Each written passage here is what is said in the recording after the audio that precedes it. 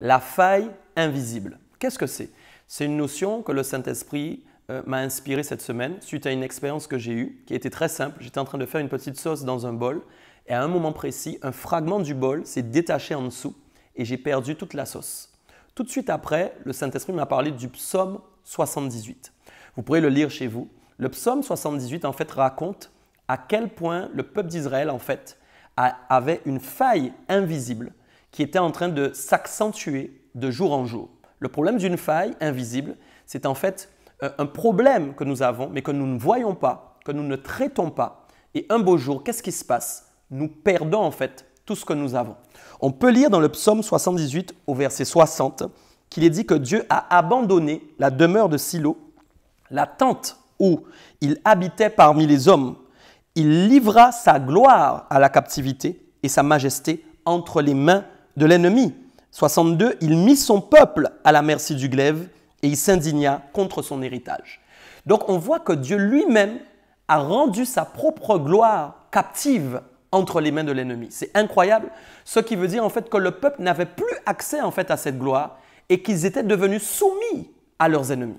Je veux donc dire à quelqu'un ce matin qu'il est important de traiter nos failles invisibles. Ce qui est en fait visible pour nous-mêmes, que nous savons des fois, mais que nous traitons mal ou que nous ne voulons pas traiter.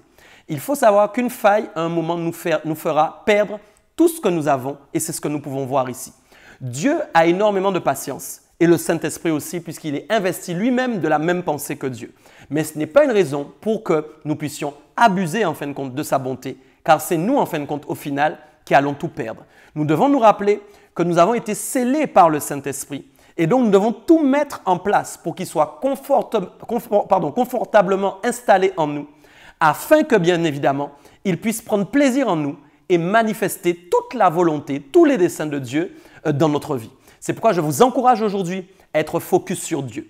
Une dernière pensée que nous avons abordée aussi durant cette semaine qui est très importante. Le Seigneur m'a parlé des frontaux. Les frontaux sont utilisés 3 fois dans l'Ancien Testament. Et on voit que les frontaux étaient en fait comme un talisman, c'est une image évidemment, qui représentait tout simplement le souvenir de ce que Dieu avait fait pour son peuple, mais aussi les versets, c'est-à-dire les textes de la loi de Dieu. On voit qu'ils étaient sur cette image entre les deux yeux du peuple. Et donc il y a une correspondance évidemment entre la vision et quand nous parlons de vision, nous parlons forcément aussi des actions que nous allons porter par la suite. En fait, on voit que chaque fois que ce peuple avait les frontaux entre les deux yeux, ils étaient capables d'accomplir la volonté de Dieu parce qu'ils se souvenaient de ce que Dieu avait fait. Mais ils n'avaient pas un cœur sincère et ils n'étaient pas authentiques avec Dieu, ce qui fait qu'à chaque fois, ils revenaient vers leurs anciennes habitudes. C'est pourquoi l'authenticité de ta relation est très importante.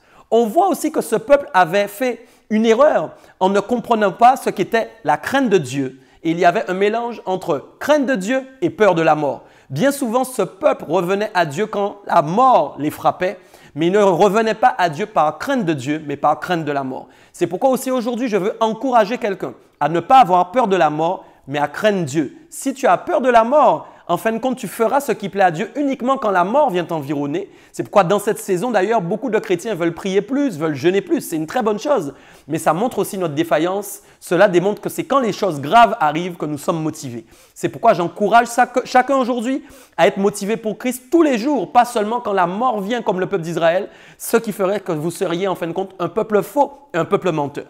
En réalité, l'authenticité, c'est craindre Dieu, plaire à Dieu en tout temps, en toutes circonstances, qu'il fasse beau ou qu'il neige, peu importe. Alors vraiment, je vous encourage, ne laissez aucune fissure s'aggraver dans votre vie. Soyez saint comme il est saint, soyez juste comme il est juste, afin de lui être agréable et que le résultat en fin de compte de votre sainteté et de votre justice donne la vérité, ce qui fera de vous des bons témoins, le sel de la terre. Soyez focus sur Christ, ayez une vision vraiment sur Dieu en ce moment. Votre vision, votre focus dépend du temps que vous allez prendre pour lui et évidemment de l'envie et du désir que vous avez de faire sa volonté. Vraiment, soyez encouragés ce matin et que le Seigneur vous bénisse pleinement.